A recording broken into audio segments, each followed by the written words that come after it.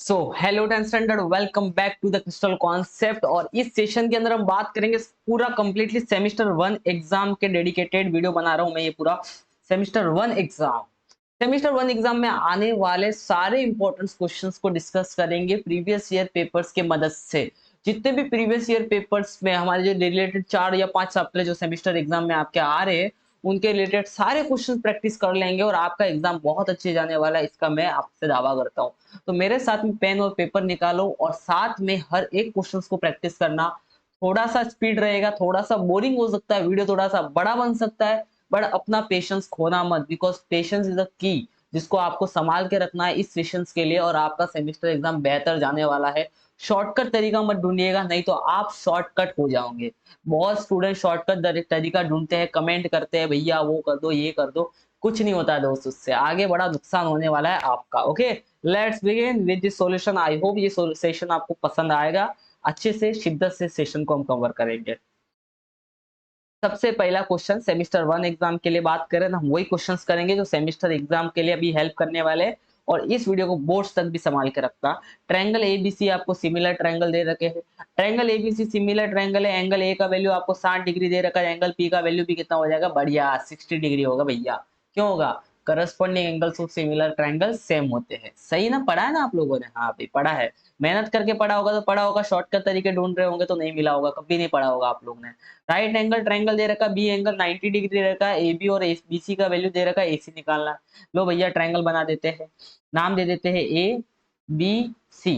B degree दे रखा है 90 डिग्री, और यहाँ पे ये आपको ए बी 6 दे रखा है, ये 8 दे रखा है, और ये निकालना है। बचपन में पाइथागोरस थ्योरम पढ़ा है? हाँ जी पढ़ा है। क्या होता है? A C square is equals to A B square plus B C square which is equals to 6 square दे रखा है, 8 स्क्वायर दे रखा है, 36 हो गया, 64 हो गया, मिला के 100 हो गया, और 100 का रूट ले लिया 10 आ गया। लो भैया एसी का वैल्यू 10 आ गया। बचपन में कर रखा होगा आपने। ये सब बचपन के काम है जो आपने कर रखे हैं। पाइथागोरस थ्योरम 8वीं में, पाइथागोरस थ्योरम 9वीं में, पाइथागोरस थ्योरम 10वीं में। स्वाहा। Next question, look at this. Write the length of the largest chord of the circle. ये सर्कल है, इसको बोलते हैं कॉर्ड। सर्कल की सबसे बड़ी कॉर्ड कौन सी होती है? सबसे बड़ी कॉर्ड ये होती है। और दिख रहा है ये कॉर्ड क्या है? ये डायमीटर है।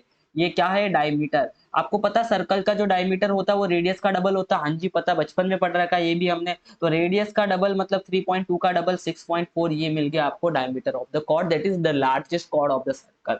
Okay, largest chord of the circle. Next question, question number 4। Look at this. क्या दे रखा है आपको? ए और बी के बीच का दूरी निकालना। तो पहले बताओ बी का पॉइंट कौन सा है? 3 है। ए का पॉइंट कौन सा है? -3 है। दोनों में से बड़ा कौन है? 3 ऑब्वियसली -3 से बड़ा है। तो जब भी डिस्टेंस आप निकालते हो तो बड़े में से छोटा माइनस करना है। बड़े में से छोटा क्या करना है? माइनस करना। बड़ा 3, छोटा -3, दोनों को माइनस करके प्लस हो जाएगा, प्लस साइन की वजह से, और ये हो जाएगा 6 आपका। तो दोनों के बीच का दूरी कितना आ गया? दोनों के बीच का दूरी आ चुका है आपका, दोनों के बीच का दूरी आ चुका है आपका 6। चलो देख, सारा काम बढ़िया हो रहा है, लेकिन आप लोग ने अब तक पेन पेपर नहीं निकाला तो पाप आपको लगने वाला है, जोरदार वाला पाप लगने वाला है। ठीक है, फटाफट पेन पेपर निकाल लो। नेक्स्ट क्वेश्चन देखते हैं क्या दोस्तों के साथ शेयर कर रहे हो ना फटाफट। आपको बोला है draw the length segment A B of the length 5.7, उसको बाइसेक्ट करना है। देखो पहले आप क्या करो, 5.7 का एक सेगमेंट बना दो। इसको बाइसेक्ट करना मतलब एक बार पेंसिल को यहाँ पे रखो, एक दाग ऊपर एक नीचे, एक बार यहाँ रखो, एक ऊपर आग नीचे आग, दोनों को ज्वाइन कर दो। तो आपको ये जो पॉइंट मिलेगा, ये पॉइंट क्या कर रहा होगा, हमारे इस सेगमेंट को दो हिस्सों में क्या कर रहा होगा, बांट रहा होगा। ठीक है ना। इन राइट एंगल ट्रायंगल आपको पी का वैल्यू दे एंगल दे रखा है, आर एंगल दे रखा है, पी आर दे रखा है, और आपको पी क्यू निकालना है। देखो पहले राइट एंगल ट्रायंगल हम बना देते हैं, खूबसूरत सा राइट एंगल ट्रायंगल बना लेते हैं। तो यहाँ पे हमने एक राइट एंगल ट्रायंगल बना दिया। नाम क्या है राइट एंगल ट्रायंगल का? P R Q.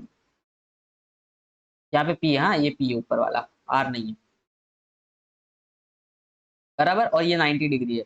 पी का वैल्यू आपको दे रखा है 60 डिग्री, आर का वैल्यू आपको दे रखा है 30 डिग्री, और ये दे रखा है आपको 12 डिग्री। ये आपको निकालना है, ये आपको निकालना है।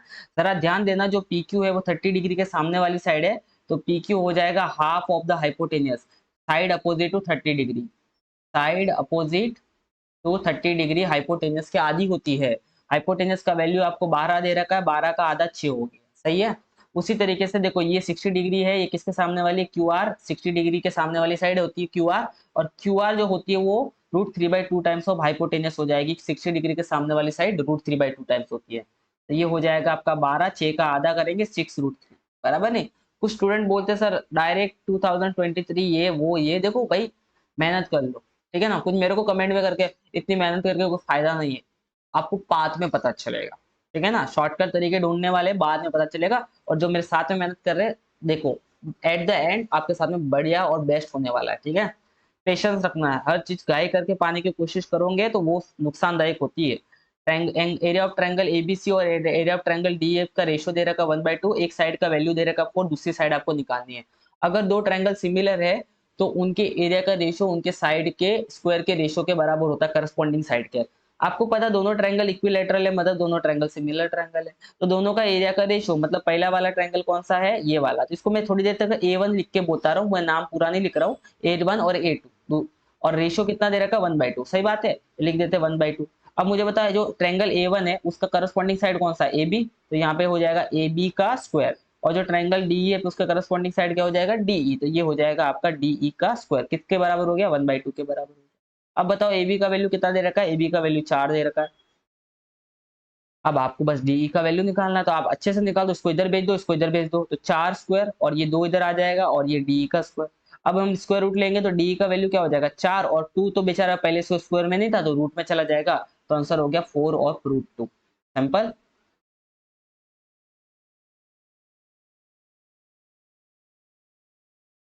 मिटाते भी रहो साथ साथ में दोस्तों, लिखते भी रहो, प्रैक्टिस करते रहो, वीडियो को पॉज कर लेना अगर कोई क्वेश्चन को प्रैक्टिस करना है। पाइथागोरस ट्रिपलेट ढूंढना है, पाइथागोरस ट्रिपलेट में क्या करना है, जो भी बड़ा नंबर है उसका स्क्वायर करो, हाँ जी कर लिया, और दोनों जो छोटे नंबर है उनका स्क्वायर कर लो, हाँ जी कर लिया, और उनका स्क्वायर करने के बाद ऐड कर लो। अब मान लो इनका कुछ आंसर आया और इसका कुछ आंसर आया, अगर ये दोनों आंसर सेम आ गए तो हम बोलेंगे this given triplets are Pythagoras triplets, और नहीं आया तो given triplets are not Pythagoras triplets, simple सा है। लेकिन हमें तो चूज करना है ना, तो देखो आ जाएगा इसी का आंसर पाइथागोरस ट्रिपलेट आएगा, कमेंट करके बता दो आया कि नहीं आया। अब बोला है एंगल एसीबी आपको 65 डिग्री दे रखा है, एंगल एसीबी क्या है, इंस्क्राइब्ड एंगल, एक तरीके का कैसा एंगल है, इंस्क्राइब्ड एंगल। तो मैं यहाँ पे बना देता हूँ एंगल एसीबी, ये बन गया एंगल एसीबी, कितना वैल्यू दे रखा है 65 डिग्री। और आपको मेजरमेंट ऑफ आर्क एसीबी निकालने बोला, मेजरमेंट ऑफ आर्क एसीबी देखो क्या होगा, मेजरमेंट ऑफ आर्क एसीबी अच्छे से देखना, यहाँ पे करते हैं, ये देखो ये हो गया आपका मेजरमेंट ऑफ आर्क एसीबी, ये देखो ये आपको निकालना, पहले आप measurement of arc A B निकाल दो, ए बी का मेजरमेंट ये होगा, इसका जो एंगल का मेजरमेंट होगा ये ए बी का मेजर, देखो तो ये रहा ए बी, अगर ये 65 डिग्री है तो आप ध्यान रखना ये हो जाएगा 130 डिग्री, डबल होता है, क्या होता है, डबल होता है। अगर ये 130 डिग्री है तो ये पीछे वाला बचा हुआ कितना होगा, 360 में से 130 माइनस करना है, तो 360 में से 130 माइनस करोगे तो 230 डिग्री, तो ऑप्शन नंबर हो जाएगा आपका C. Construction of the circle with centre A 3.4 radius है, पी पॉइंट पे आपको टेंजेंट बनाना है, क्या बनाना है, टेंजेंट बनाना है। एक सर्कल के ऊपर पी पॉइंट पे आपको बनाना है टेंजेंट, कैसे बनाएंगे पी पॉइंट पे टेंजेंट, ध्यान देना है यहाँ पे। सबसे पहले एक सर्कल बना देंगे हम, कितने रेडियस का, जो दे रखा है आपको 3.4, फिर सेंटर से एक ऐसे लंबी लाइन मारेंगे, फिर यहाँ पे एक पॉइंट का नाम दे देंगे पी। अब पी पे कंपास रखेंगे, एक डैश आर्क इधर एक आर्क इधर मारेंगे। अब उसी आर्क पे पहले यहाँ पे रखेंगे जहाँ पे मैं रख रहा हूँ, देखो यहाँ पे रखे एक आर्क ऊपर एक आर्क नीचे, फिर यहाँ रखेंगे एक आर्क ऊपर एक आर्क नीचे, और दोनों को हम कर देंगे ऐसे ज्वाइंट। आप में टेढ़ा मेढ़ा ज्वाइंट हो रहा है, आप समझ गए क्या हो रहा है, ठीक है, तो आपका टेंजेंट बन के हो जाएगा रेडी। अब आपको यहाँ पे बोला स्लोप निकालना है, 2 पॉइंट आपको दे रखे, स्लोप आपको निकालना है, तो स्लोप का वैल्यू क्या होता है, y2 minus y1 x2 minus x1।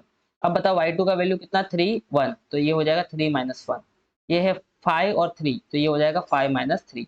आप देख पा रहे हो 2/2 आंसर आ जाएगा 1, सिंपल है। कितना आएगा आंसर, स्लोप का वैल्यू 1 आ गया।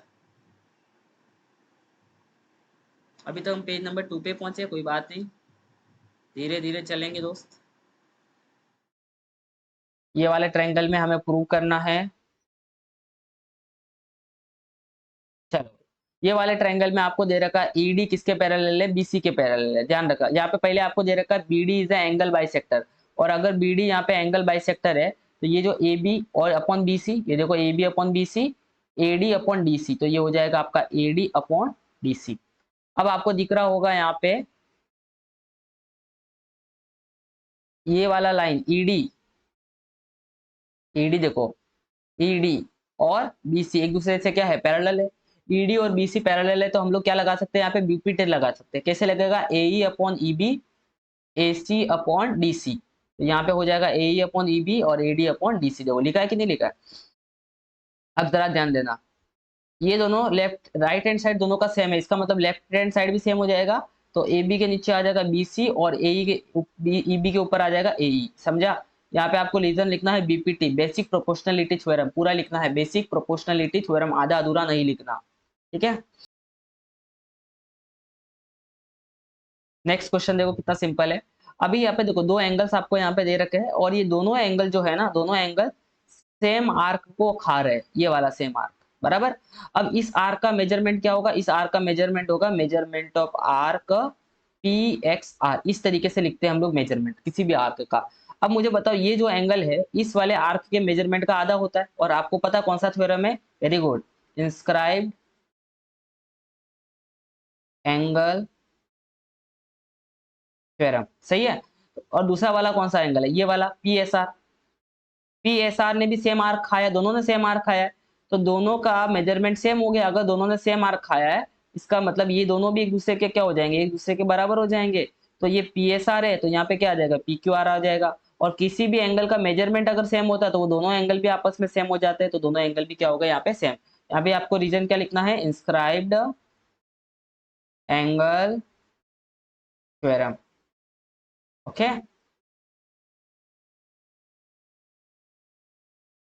बहुत ज्यादा प्रैक्टिस होने वाली, बस पेशेंस रखना, पेशेंस रखना। अगर मैं थोड़ा पानी वानी भी पी लूँ ना तो मुझे माफ कर लेना, ठीक है ना। आप भी पीते रहो, पानी की बोतल साथ में रखो, ठीक है।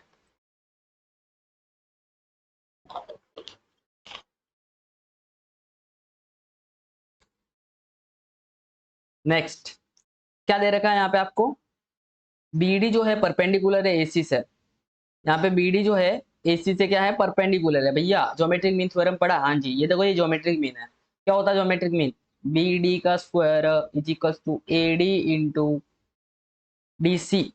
एडी और डीसी का वैल्यू आप देख पा रहे हो 4 और 9 दे रखा है। आप बीडी का वैल्यू आपको निकालने बोला है तो आप क्या करोगे, 4 इंटू 9 तो ऐसे रहने दो, अब आप स्क्वायर रूट ले लो। स्क्वायर रूट ले लोगे तो ये स्क्वायर रूट में चला जाएगा। 4 का स्क्वायर रूट होता है 2, 9 का स्क्वायर रूट होता है 3, आंसर आ जाएगा आपका 6। सिंपल है, इजी है। यार प्रैक्टिस कर लोगे ना पूरा पेपर मेरे साथ में बैठ के, 2-3 पेपर, तो आपका भला होगा। और दोस्तों के साथ शेयर करोगे तो आपका और ज्यादा भला होगा। पॉइंट कोलिनियर है या नहीं वो बताना, क्या बताना, पॉइंट कोलिनियर है या नहीं। कैसे बताएंगे पॉइंट कोलिनियर है कि नहीं, ध्यान दो। पॉइंट कोलिनियर है या नहीं बताने के लिए आपको स्लोप निकालना है तीनों पॉइंट का। क्या क्या स्लोप निकलेगा, पहले ए बी का स्लोप निकलेगा, फिर बीसी का स्लोप निकलेगा, फिर एसी का स्लोप निकलेगा। अगर तीनों स्लोप सेम आ गया तो पॉइंट कोलिनियर है, और ऐसे क्वेश्चन एग्जाम में आते हैं, मतलब आते हैं। सबसे पहले हम स्लोप निकालते हैं ए बी का। किसका स्लोप निकालते हैं, ए बी का। कैसे स्लोप निकलता है ए बी का, y2 minus y1 x2 minus x1। चलो भाई y2 का वैल्यू बता दो, आप देख पा रहे हो y2 का वैल्यू क्या है, बीच में लगा देना माइनस, पहले ही अच्छे से लिख देना। आप देख पा रहे हो y2 का वैल्यू कितना है, -5, -3, 2 और 1। x2 माइनस x1 भी होगा ना। ये देखो ये माइनस माइनस प्लस करना मत भूलना, और ये 1 हो जाएगा नीचे, ये -2 आ गया। तो ए बी का स्लोप आ चुका है -2। अब उसी तरीके से बी सी का स्लोप निकालना है, मैं थोड़ा सा भी स्पीड में निकालूंगा। 7 माइनस ऑफ -5 और -4 -2, आप देख पा रहे हो ये 12 हो जाएगा, ये -6 हो जाएगा, ये वापस से -2 आ गया। अब मैं ए सी का स्लोप निकालूंगा, 7 माइनस माइनस प्लस होके 3 हो जाएगा, और -4 -1 हो जाएगा। तो आप देख पाओगे ये हो जाएगा हमारा, कुछ गड़बड़ तो नहीं क्या, 7 माइनस माइनस प्लस ये 10 हो जाएगा, और ये -5 हो जाएगा, ये -2 आ गया। तीनों का स्लोप सेम आ गया, तीनों का स्लोप सेम आ गया, तो आप क्या बोलोगे, तो slope of A B, B C और A C are equal, and B A B B C और ए सी का स्लोप तीनों का इक्वल हो गया। आपको एक्चुअल में नहीं है ये तीनों का स्लोप निकालने की जरूरत नहीं थी, my mistake, my bad guys. Look at this, तीनों का स्लोप की जरूरत ही नहीं है यहाँ पे। ये तीसरा वाला जो अपन ने निकाला ना उसको थोड़ा सा भूल जाना, ये तीसरे वाले फंडे को आपको भूलना है और कुछ नहीं करना है। चलो चलो इसको रहने दो, कौन सा हिस्से को भूलना है आपको, ये लास्ट वाला जो हमने निकाला ना इसको भूल जाना। आपने दोनों स्लोप निकाला, दोनों स्लोप बराबर आया, यस इतना जान, दोनों स्लोप जैसे बराबर आ जाता है आप बोल दोगे कि slope of A B is equal to slope of B C. ठीक है, and B is a common point. B क्या है? Common point. इतना लिखने के बाद आप लिख सकते हो A B C are collinear. जैसे मैं बता रहा हूँ वैसे आपको क्या नहीं करना वो समझ में आ गया, ठीक है ना? वो नहीं करना जो मैं बता लास्ट में बताया मैंने। Next question. नेक्स्ट क्वेश्चन बोला ट्रायंगल पी क्यू आर है। चलो भाई ट्रायंगल बना देते पी क्यू आर का नाम का। ये रहा P Q are, P Q are. और क्या बोला है आगे? पीएम इज अ मीडियन, तो पीएम यहाँ पे हम मीडियन बना लेते हैं। जी बना दिया। अब यहाँ पे आपको पीएम मतलब मीडियन का वैल्यू दे रखा है 9 और आपको ये वैल्यू पहले से गिवन है। क्या आपने अपोलिनियस थ्योरम पढ़ा? हाँ जी पढ़ा। क्या होता है अपोलिनियस थ्योरम? इसका स्क्वायर प्लस इसका स्क्वायर, मतलब पी क्यू का स्क्वायर प्लस पी आर का स्क्वायर इसके बराबर होता है। वो होता है हमारे पी एम का स्क्वायर प्लस या तो क्यू एम ले लो या तो एम आर ले लो, कोई फर्क नहीं पड़ता है। क्यों नहीं पड़ता कोई फर्क? बिकॉज ये मीडियन है, मतलब ये क्या है? ये मिड पॉइंट है। और अगर ये मिड पॉइंट है इसका मतलब ये क्यू एम और ये एम आर दोनों सेम है।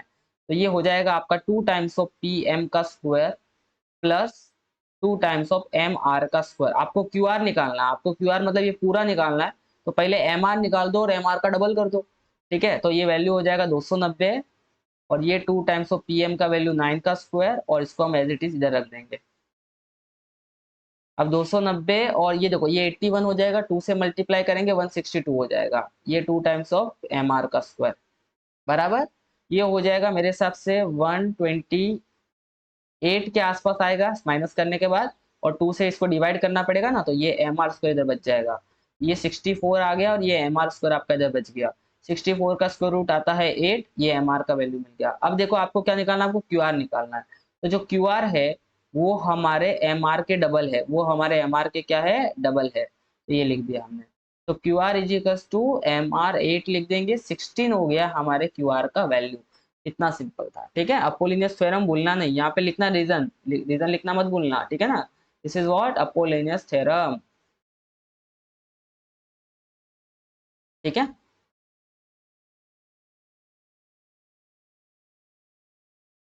नेक्स्ट।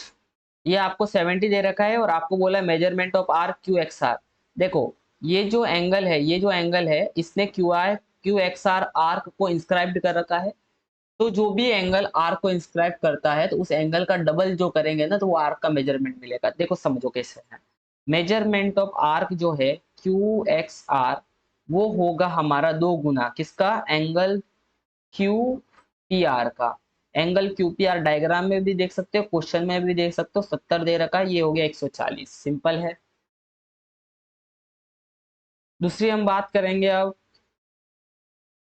क्या निकालने बोला है? Q O R. Q O R मतलब ये वाला दे रखा है। इस आर्क का जो मेजरमेंट आपका आया है उसका सेंट्रल एंगल ये है। तो सेंट्रल एंगल का मेजरमेंट आर्क के मेजरमेंट के बराबर होता है। तो ये measurement of arc Q X R के बराबर होगा, तो ये भी हो जाएगा हमारा 140। इसके बाद आपको दे रखा है एंगल पी क्यू आर। अब आप बोलोगे sir angle P Q are तो डायग्राम में कहीं दिख ही नहीं रहा, दिख रहा जी यार, थोड़ा ध्यान दोगे तो दिखेगा। ये देखो ये आपका है पी क्यू आर।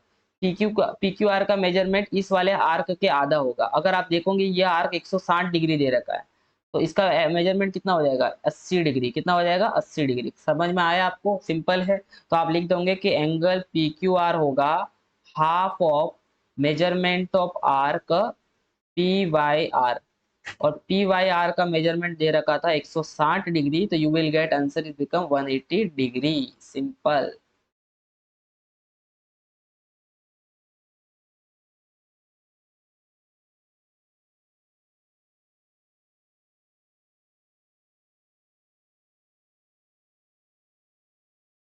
नेक्स्ट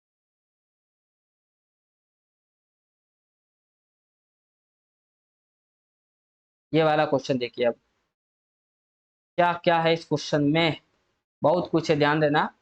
पहले तो आपको यहाँ पे एक चीज दिखेगी, यहाँ पे आपको दिखेगा कि जो सीई हमारा है वो एंगल बाइसेक्टर है। अगर सीई एंगल बाइसेक्टर है तो यहाँ पे हम क्या लिख सकते हैं? अगर सीई एंगल बाइसेक्टर है तो AE upon EB, AE upon EB square क्यों लगा रहा हूँ भाई मैं, is equals to A C upon B C. सही बात है। ये हम आराम से यहाँ पे लिख सकते हैं अगर वो एंगल बाइसेक्टर है। आप देख पा रहे हो जो हमारा क्वेश्चन है उसमें यहाँ पे स्क्वायर लगा हुआ है, तो हमारे पे भी ए की दोनों तरफ स्क्वायर कर लेंगे हम, स्क्वायर बोथ साइड। ये हो जाएगा आपका A C square, B C square, A E square, A B का स्क्वायर। अब यहाँ पे ए सी स्क्वायर और यहाँ पे बी सी स्क्वायर है। अगर आप ये वाला ट्रायंगल अच्छे से देखो तो ये वाला इस वाले 90 डिग्री के सामने वाला पाइथागोरस थ्योरम हो जाएगा। और यहाँ पे अगर मैं पाइथागोरस थ्योरम लगाता हूँ तो ए सी स्क्वायर आएगा आपका A D square plus C D square के बराबर। सही बात है कि नहीं? परफेक्ट, सही बात है, हम गलत बात करते ही नहीं है। अब आप वापस देखोगे 90 डिग्री बनेगा, ये वाले ट्रायंगल में पाइथागोरस थ्योरम लगाऊंगा तो ये हाइपोटेन्यूस हो जाएगा, और ये हाइपोटेन्यूस होगा तो ये बन जाएगा आपका B C square C D square plus D B का स्क्वायर। सही बात है, ये भी सही बात है। अब ये दोनों वैल्यूज हम पुट कर देंगे हमारे रेशो के अंदर, यहाँ पे ए सी और बी सी के जगह पे। ये हो जाएगा आपका A D square plus C D का square upon upon C D square plus D B का square is equals to A E square upon E B का स्क्वायर। अब देख पा रहे हो अभी यहाँ पे अच्छे से ज्योमेट्रिक मीन थ्योरम हमें लगाना पड़ेगा, तभी जाके प्रूफ हो पाएगा। देखो बड़ा क्वेश्चन हो, दिमाग तो लगाना ही पड़ेगा। यहाँ पे आपको सी डी दिख रहा है, ये सी डी क्या है? परपेंडिकुलर है, ज्योमेट्रिक मीन है मतलब ये। और ज्योमेट्रिक मीन क्या होता है? ज्योमेट्रिक मीन हो जाएगा सी डी का स्क्वायर, वो हो जाएगा आपको पता है क्या होता है? A D into D B. ये हो जाएगा A D into D B. Perfect है। हाँ, थोड़ा लेफ्ट साइड में हम आ जाते हैं। अब मुझे बताओ जहाँ जहाँ सी डी लिखा है वहाँ पे ये वैल्यू पुट कर दो। यहाँ पे लिख देना theorem of geometric mean, value put कर देंगे तो थोड़ा सा देखो मैं सी डी का वैल्यू आगे पुट कर रहा हूँ इस वाले केस में, A D into D B, और पीछे क्या बचेगा? ए डी का स्क्वायर, और यहाँ पे सी डी का वैल्यू वापस से A D into D B, और पीछे क्या बचेगा? डी बी का स्क्वायर। डी बी का स्क्वायर लिखो या बी डी का स्क्वायर लिखो, बात एक ही है। बी डी का स्क्वायर लिख लेते चलो, is equals to A E square और ई बी का स्क्वायर। अब देखो यहाँ पे ए डी स्क्वायर, यहाँ पे ए डी तो ए डी कॉमन निकलेगा, अंदर बच जाएगा D B plus A D बोले तो पागल, और यहाँ पे क्या कॉमन निकलेगा? बी डी कॉमन निकलेगा। बड़ा शालीन, आज मजा आ रहा है सॉल्व करने में, तो शांति से सॉल्व कर रहा हूँ। A D plus B D, A का स्क्वायर ए बी का स्क्वायर। अब देखो दोनों चीजें सेम दिख रही है, अच्छे से देखो, यहाँ पे ए डी, यहाँ पे भी ए डी है, यहाँ पे बी डी है, यहाँ पे बी डी, मतलब दोनों सेम है, कट हो जाएगा। तो क्या बचेगा? ए डी बचेगा और नीचे बी डी बचेगा, और इधर ए ई का स्क्वायर बचेगा और इधर ई बी का स्क्वायर बचेगा। और देखो भैया जो प्रूव करना था वो मिल गया, सिंपल था। बढ़िया, मन थोड़ा प्रैक्टिस चाहिए, चोरी चपाटे कुछ नहीं होता है ना, अच्छे से प्रैक्टिस करो जल्दी से।